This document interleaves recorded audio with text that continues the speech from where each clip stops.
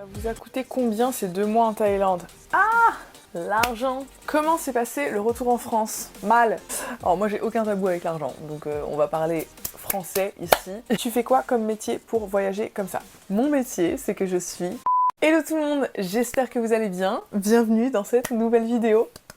Première vidéo face cam pour moi. Vous l'avez vu dans le titre, aujourd'hui je vais faire une vidéo FAQ suite à ma série de vlogs Digital Nomade en Thaïlande. J'ai reçu beaucoup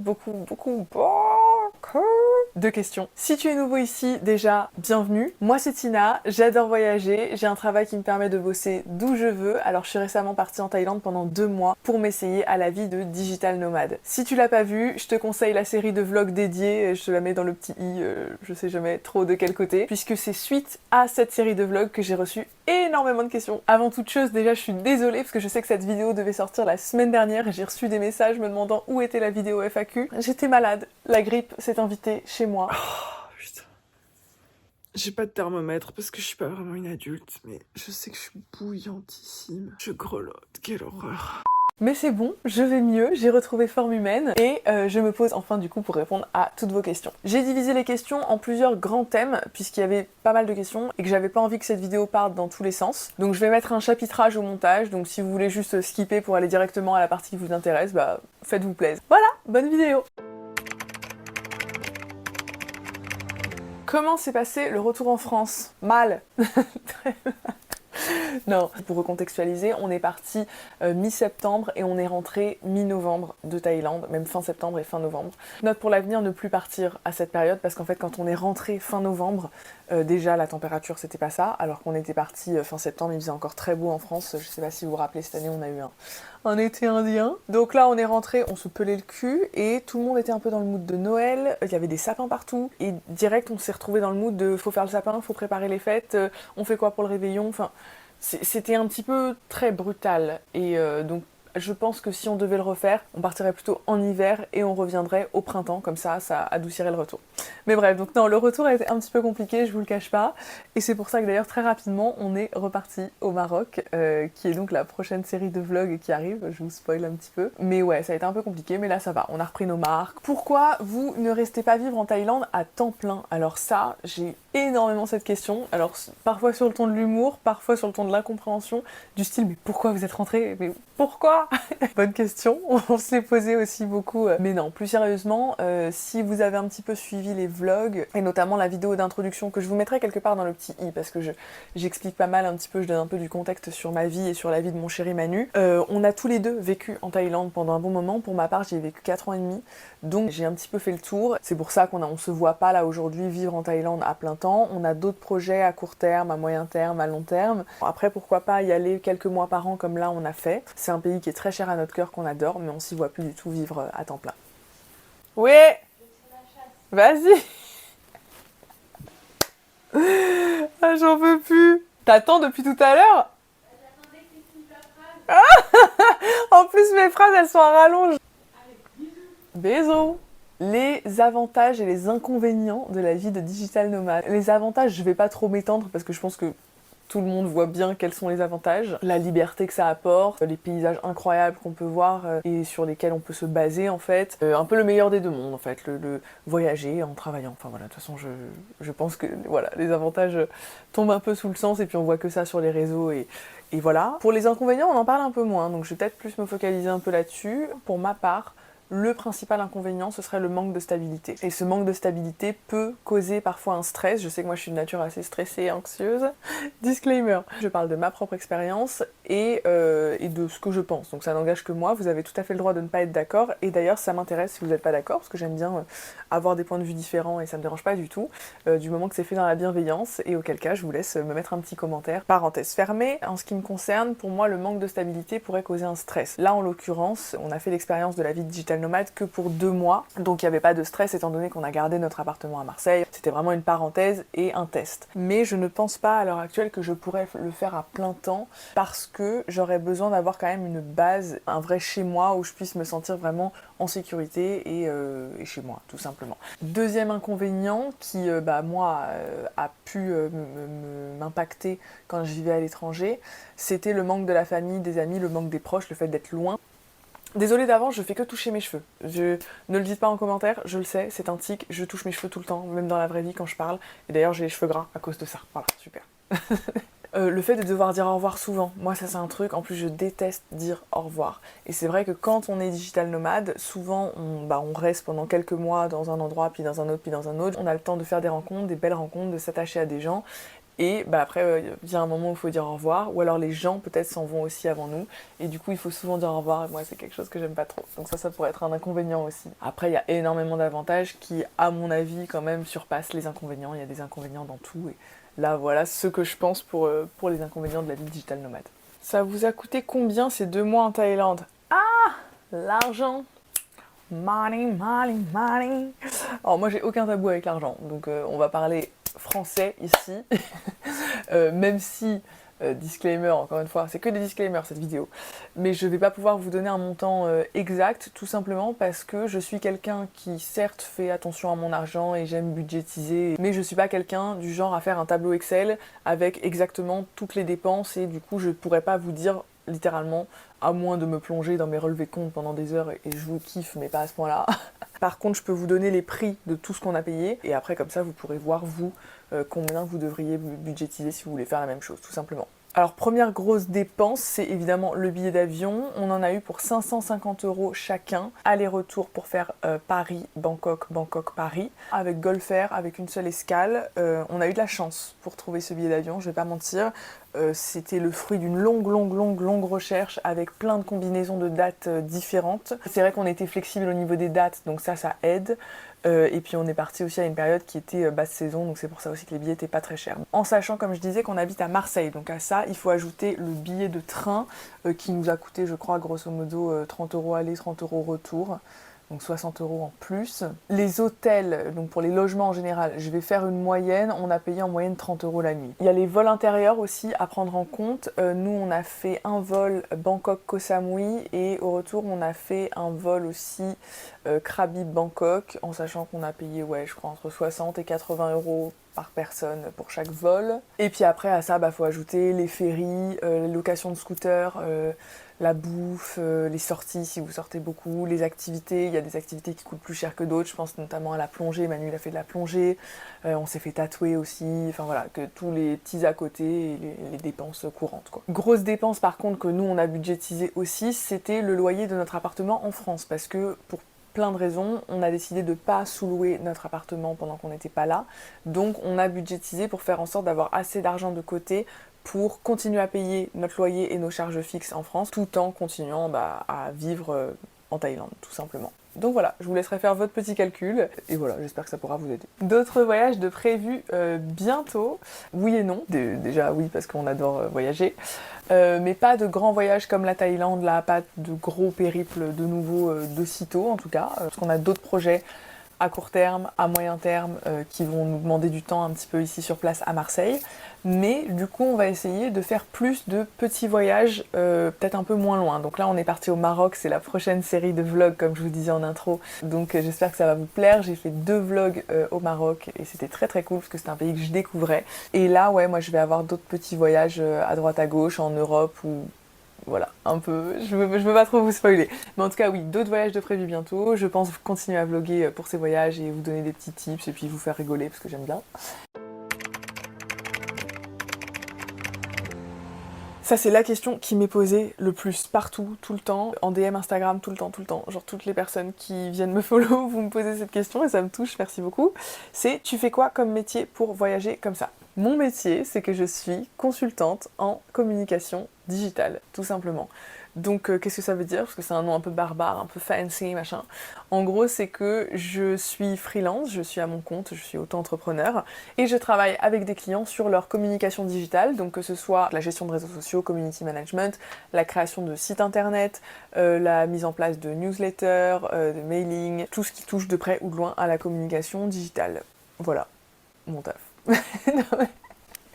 Est-ce que la chute était un peu abrupte? Mais voilà, en gros, je sais pas quoi dire d'autre. Voilà mon taf, c'est mon taf, tout simplement. Comment tu as fait pour faire ce métier? Alors, de base, j'ai un bachelor en journalisme que j'ai eu il y a fort longtemps parce que je suis un peu vieille. À la suite de ça, j'ai été voyager comme vous le savez et en rentrant en France, j'ai fait un bootcamp en ligne de développement web pour apprendre à créer des sites internet. Avec cette double compétence, ça m'a permis de me lancer à mon compte il y a 2 ans et demi, presque 3 ans. Et aujourd'hui, je travaille avec plusieurs clients qui me font confiance pour des contrats mensuels et où du coup, ça me permet de m'assurer un certain revenu, une certaine stabilité et de pouvoir du coup travailler d'où je veux puisque j'ai juste besoin de Wi-Fi. Tout simplement.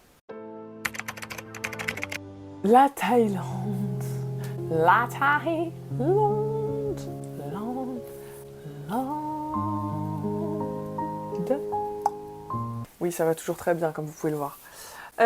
Pourquoi la Thaïlande? Alors ça, pareil, vous allez dire que je suis une feignasse, mais je vais vous mettre dans le psy la petite vidéo d'intro que j'avais faite qui dure 1 minute et des brouettes, ça résume un peu ma vie. Des brouettes, oui, je parle toujours comme une quinca, il y a des choses qui ne changent pas. En gros, ma mère, si elle passe par là, je lui fais des bisous et je sais qu'elle passera par là. Fan numéro 1, maman, I love you. Quand elle était plus jeune, était une grande aventurière et donc elle a vécu en Thaïlande avant de m'avoir. Donc ce qui fait que quand je suis née et qu'elle m'a eue, elle m'a emmenée en Thaïlande tous les ans en vacances depuis que j'ai 5 ans. Et je connais du coup très bien, et je connais pas mal de gens là-bas. Et ensuite, une fois que j'ai eu mon bachelor, je me suis dit que j'allais prendre une année sabbatique et que j'allais partir voyager. Et la première étape, c'était sans surprise la Thaïlande, parce que ça me paraissait être un bon point de départ, étant donné que je connaissais et que du coup je pouvais partir ailleurs. Spoiler, ça ne s'est pas tout à fait passé comme prévu, c'est-à-dire que j'ai tellement kiffé et j'ai tellement eu d'opportunités, surtout que je suis restée en Thaïlande une bonne partie, même si après j'ai été dans d'autres destinations en Asie du Sud-Est. Comment est le Wi-Fi et le réseau en Thaïlande en général? En fait c'est un peu comme en France, c'est genre si vous allez dans la Creuse, bah ouais en fait le Wi-Fi, il n'y aura pas la fibre et ça va pas être la folie, mais si vous êtes à Paris ou à Marseille, bah tout va bien. Bah, c'est un peu pareil en Thaïlande, c'est que si vous allez dans des endroits relativement touristiques et connus, bah en vrai vous aurez aucun souci. Comment c'est niveau sécurité pour une femme seule en Thaïlande? Alors ça c'est une question qu'on me pose très souvent, mais pas que depuis que je fais des vidéos, c'est une question qu'on me pose depuis que je suis partie en Thaïlande toute seule. Disclaimer, encore un. Je parle de mon expérience, si vous avez une expérience différente, dites-le moi en commentaire, et j'espère qu'elle est différente, mais pas négative. Moi, en ce qui me concerne, je n'ai jamais eu le moindre souci en Thaïlande, jamais, ne serait-ce qu'un sifflement dans la rue, ça ne m'est jamais arrivé. Et je me suis jamais fait emmerder, jamais fait suivre, jamais eu de problème en fait, jamais eu de guet-apens, en sachant que quand je suis en Thaïlande, je m'habille plutôt été, voire même sexy, crop top, t-shirt, machin. Et malgré tout, je n'ai jamais eu aucun souci, même aucun regard dans la rue, aucun jugement. Encore une fois, je parle en mon nom, c'est peut-être pas le cas de tout le monde, mais moi, même quand je suis partie toute seule et que j'étais vraiment plus jeune, il m'arrivait de sortir à Bangkok, à Khao San Road, sortir le soir, rentrer toute seule à 3h du matin et mon hôtel était à 1/4 d'heure à pied, marcher 1/4 d'heure dans la rue en crop top et petit short à 3h du mat et jamais je me suis fait emmerder, jamais. Même quand je suis habillée sexy et tout, les meufs dans la rue me disent « Ah, sexy girl, machin !» En France, ça n'arrive pas. Autant vous dire qu'à Marseille, on ne me dit jamais sexy girl. Jamais. Meuf ou mec. Et les mecs, ils calculent pas. Zéro sifflement, zéro rien du tout. Enfin, encore une fois, voilà, je parle de mon expérience. Ça peut arriver, j'imagine que ça arrive. C'est pas non plus le pays des bisounours, attention. Mais moi, en ce qui me concerne, en tout cas, je ne me suis jamais sentie en insécurité en Thaïlande. Des endroits en Thaïlande que tu ne conseilles pas? Alors oui, forcément, comme partout, il y a des endroits qui sont, à mon sens, moins bien que d'autres. Alors encore une fois, ça n'engage que moi. Libre à vous de m'écouter ou de vous faire votre propre opinion et d'y aller quand même si vous avez envie. Il y a Patong à Phuket parce que c'est beaucoup de bars à filles, j'aime pas trop ce mot-là, mais bref, c'est pour pas dire autre chose, vous avez compris. Mais des bars, voilà. Moi, j'ai un peu de mal avec ça, très honnêtement. C'est très peu typique, en fait. Pour moi, ça n'a pas vraiment d'intérêt. Après, c'est parce que ce n'est pas ce que je recherche. Ça plaît à beaucoup de monde. La preuve, c'est un quartier très touristique. Mais moi, en l'occurrence, c'est pas un endroit que je recommande spécialement, à moins d'y aller une soirée quand vous êtes à Phuket, juste pour faire la fête, parce qu'au-delà des bars à filles, il y a juste des bars aussi sans filles, enfin, ou avec des filles clientes, quoi. Patpong, à ne pas confondre avec Patong. Donc Patpong, c'est un quartier de Bangkok cette fois, où là, parein, c'est un quartier avec des bars à filles. Il y a beaucoup de rabatteurs dans la rue aussi qui veulent vendre des ping-pong shows, des machins. Donc si vous ne savez pas ce qu'est un ping-pong show, je ne l'expliquerai pas ici, parce que je vais me faire censurer par YouTube, mais je vous invite à aller voir, si vous êtes majeur seulement, à aller voir sur internet ce qu'est un ping-pong show. Mais voilà, donc il y a beaucoup de ça à Patpong. Et Pattaya, pareil, c'est pas une ville que je kiffe. Alors après, pareil, j'ai entendu dire que ça avait changé ces dernières années. Avant, c'était beaucoup, pareil, des bars à filles. Un petit peu, si vous voulez, le tourisme en Thaïlande, dont on se fait l'idée quand on n'y est jamais allé et qu'on a une vision un peu négative du pays. Voilà. En gros, là, les quartiers que j'ai énumérés, c'est un petit peu ça. Pattaya, j'ai entendu dire que ça avait changé, donc je vais pas trop me prononcer. Si vous y êtes allé récemment et que vous avez aimé, dites-le moi en commentaire, ça m'intéresse de savoir. Mais en tout cas, de moi, l'image que j'en garde, beaucoup de gros hôtels, c'est très construit, très un peu moins authentique et un peu moins typique, et moi, c'est un petit peu plus ce que j'aime. Donc voilà, c'est plus une question de goût. Ah oui, et autre truc aussi, last but not least, que je recommande pas, mais ça pareil, j'en ai parlé un petit peu dans ma vidéo sur Chatuchak, c'est tous les trucs avec des animaux, s'il vous plaît, ne faites pas ça. Monter à dos d'éléphant, alors ça, s'il vous plaît, on est en 2024, on peut plus faire genre qu'on ne sait pas que ces animaux sont maltraités, c'est partout sur les réseaux, tout le monde le sait, donc s'il vous plaît, vous n'avez pas d'excuses si vous le faites. Les éléphants ne sont pas faits pour être de montée, tout simplement. Il y a des sanctuaires éthiques qui ont ouvert un peu partout en Thaïlande, donc renseignez-vous, il y en a plusieurs dans les grandes villes, à Chiang Mai, à Phuket, à Koh Samui, qui sont beaucoup plus éthiques et qui prennent soin des éléphants qui ont été recueillis de ces business pour touristes de randonnée à dos d'éléphants. Les parcs aquatiques avec les dauphins, machin, comme on peut avoir en France aussi. Tous les trucs avec les tigres, là, où c'est des tigres qui sont littéralement piqués à je ne sais quoi et qui sont léthargiques et on prend une photo avec, super, un selfie pour la photo de profil. Enfin, s'il vous plaît, ne faites pas ça, en fait. C'est de la maltraitance complète, j'aime pas du tout. Enfin, après, vous faites ce que vous voulez, en fait. Vous êtes majeur et vacciné et c'est des établissements qui sont ouverts et qui sont pas illégaux, malheureusement, à l'heure actuelle. Donc vous êtes libre de faire ce que vous voulez, mais moi c'est des trucs que je recommande pas et avec lesquels j'ai beaucoup de mal. Est-ce que la Thaïlande c'est ok avec des enfants? Oui. Oui, je vois pas pourquoi ça le serait pas. Au contraire, moi j'ai hâte, le jour où on a des enfants avec Mimi, j'ai très hâte de les emmener en Thaïlande et de leur faire découvrir le pays où leurs parents se sont rencontrés. La Full Moon Party, est-ce que ça vaut vraiment le coup? Oui. Alors c'est pas la meilleure soirée personnellement que j'ai faite en Thaïlande, mais c'est vraiment une expérience, c'est un truc once in a lifetime quoi. C'est très Affida Turner, once in a lifetime. Mais c'est genre une expérience d'une vie que vous faites une fois, ou enfin moi en l'occurrence je l'ai faite 10-15 fois, mais parce que j'habitais à Copenhague donc c'était tous les mois. Mais c'est vraiment un truc à faire, c'est sympa, et si vous le faites, essayez de rester debout jusqu'au lever du soleil parce que franchement c'est très stylé, et vous voyez du coup cette plage avec 30 000 personnes et qui font la fête et le soleil qui se lève, etc. Bon après si vous y allez, soyez prudents parce que c'est dangereux, il y a beaucoup d'histoires de personnes qui se font mettre des trucs dans les verres, dans les buckets, etc. Donc faites attention, mais je ne suis pas votre maman, donc je vous laisserai faire vos recherches et être prudent vous-même, voilà. Des indispensables à amener, qu'est-ce qu'il n'y a pas besoin d'amener? Alors j'imagine que la question c'est genre en Thaïlande, mais pas que, en voyage en général. Mes deux indispensables, c'est la crème solaire, number one, parce que en Thaïlande, pour prendre cet exemple-là, ça coûte très cher et c'est pas forcément les mêmes lois que chez nous, donc il y a beaucoup de produits pour la peau qui sont blanchissants. Donc moi, vous m'avez vu, je suis métisse quoi, donc j'ai pas trop envie d'un truc blanchissant, je sais pas trop ce que ça ferait à ma peau, puis enfin voilà. Puis c'est des produits qui sont pas autorisés en France en plus, donc j'ai un peu peur. Et c'est souvent très cher en fait, donc j'achète toujours ma crème solaire en France parce que c'est moins cher et que c'est des produits que je connais. Et l'anti-moustique, pareil, souvent c'est moins cher ici et c'est des produits plus efficaces et qu'on connaît et qui sont potentiellement plus respectueux de la peau et de l'environnement. Et qu'est-ce qu'il n'y a pas besoin d'amener? Tout le reste en vrai. Enfin, après ça dépend où vous allez, là je parle de la Thaïlande plus particulièrement, mais tout le reste, en vrai, vous avez besoin de rien amener parce qu'il y a tout là-bas, que ce soit en termes d'électronique, en termes de fringues, en termes de maillot de bain, en termes de tout. Genre ne stressez pas d'oublier un truc parce que littéralement, vous pouvez tout trouver là-bas et pour moins cher qu'en France. Valise ou sac à dos? Avant, j'étais team sac à dos, team backpack, parce que j'étais backpackeuse et que j'étais jeune, tout simplement. Mais je mets une petite astérisque. Pour le sac à dos, j'essaierai de vous trouver une photo de mon sac à dos là, que j'ai acheté chez Decathlon pour pas très cher, et qui est super et qui est de très bonne qualité. Decathlon le sang, Decathlon la vie. En gros, il s'ouvre sur le devant.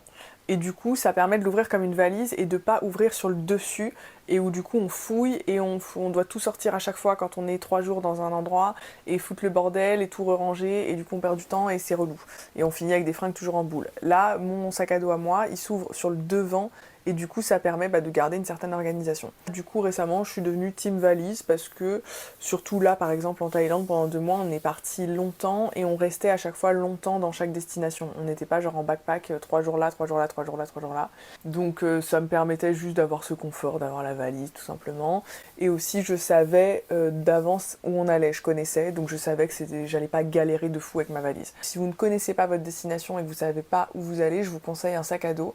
Pour la simple et bonne raison que vous ne savez pas s'il y aura forcément des ascenseurs, si on pourra vous aider à porter votre valise, s'il y aura un petit chemin rocailleux jusqu'à l'hôtel et que du coup vous serez là dans les graviers avec la valise et tout. Est-ce qu'il vaut mieux tout réserver à l'avance ou go with the flow? Je serais tentée de dire de réserver un peu, réserver les gros trucs et essayer de garder de la flexibilité parce que vous savez jamais si vous allez aimer, moins aimer, si vous allez vouloir prolonger, partir plus tôt. Après, réservez quand même si vous partez en haute saison, parce que là je sais que par exemple en Thaïlande en ce moment c'est la haute saison et tout est presque complet, donc vaut mieux réserver à l'avance pour être sûr et pas vous retrouver à dormir à la belle étoile.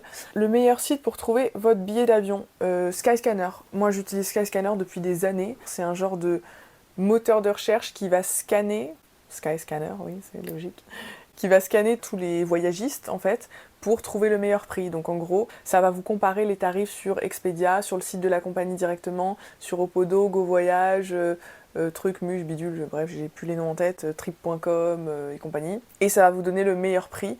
Et du coup, après, ça vous renvoie sur le site en question. Et vous pouvez finaliser votre achat sur le site en question. Des conseils pour un jeune qui aimerait partir voyager mais qui ne sait pas par où commencer. Alors, déjà, fais-le. Franchement, je parle en mon nom encore une fois, mais moi, c'est vraiment la meilleure expérience de ma vie, d'être partie voyager comme ça assez jeune.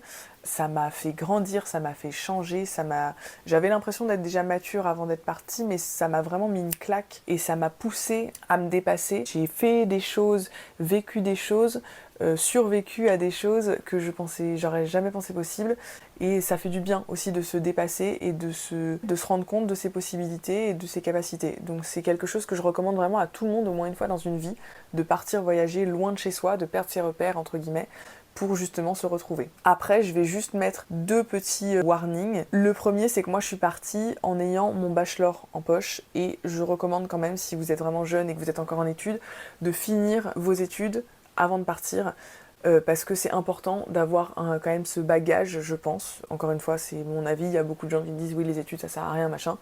C'est mon avis, voilà, je pense que c'est important d'avoir quand même un bagage, et moi je regrette pas d'avoir attendu de finir mes études, parce que quand je suis rentrée en France 4 ans et demi plus tard, j'avais quand même un diplôme qui me permettait soit de poursuivre mes études sur un master, ou soit de commencer à bosser directement, et ça je trouve ça quand même assez important. Et deuxième truc, ne partez pas pour fuir quelque chose, notamment des problèmes. Genre si vous êtes au bout de votre life et que vous avez plein de soucis en France, vous aurez aussi plein de soucis à l'étranger, voire pire, puisque du coup quand on est loin de chez soi et loin de ses repères, bah forcément les soucis s'amplifient. Dernier petit truc à garder en tête aussi, et d'ailleurs je vous ferai peut-être une vidéo dédiée si ça vous intéresse, c'est le retour en France. Ça, gardez bien en tête que partir c'est trop bien et que c'est incroyable, mais qu'un jour vous allez devoir rentrer, et ça c'est vrai que je trouve que c'est quelque chose dont on ne parle pas assez, c'est le retour en France. Moi je sais que j'en ai beaucoup souffert, je sais que Manu il a eu aussi un peu de mal à son retour en France parce qu'il avait été expatrié pendant longtemps. On a pas mal de potes qui sont partis s'expatrier aussi pendant longtemps, qui ont eu du mal au retour en France. C'est pas facile, on n'en parle pas souvent, donc soyez prêts en tout cas à vous dire qu'un jour vous allez devoir rentrer, et que c'est ok, et que ça va peut-être pas être forcément simple, mais que vous allez en ressortir grandi. Voilà, c'est la fin de cette vidéo. Je vais l'arrêter ici parce que c'était pas mal long quand même, je trouve. J'espère que mon petit setup vous aura plu. J'ai fait avec les moyens du bord, bienvenue chez moi, j'espère que ça vous aura plu, et si c'est pas le cas, bah tant pis, parce que j'ai pas mieux à vous proposer. En tout cas, merci beaucoup pour tous ceux qui s'abonnent et qui me laissent des petits commentaires, des petits likes, ça me fait très plaisir. Donc n'hésitez pas à le faire aussi sur cette vidéo, n'hésitez pas à me suivre sur Instagram, parce que c'est là que je vous ai posé les questions pour cette FAQ. Je vous dis à très vite dans la prochaine vidéo au Maroc, donc j'ai trop hâte de vous montrer ça, et je vous fais plein de gros bisous, et je vous dis à très bientôt. Fall too fast, by now, as you know, I just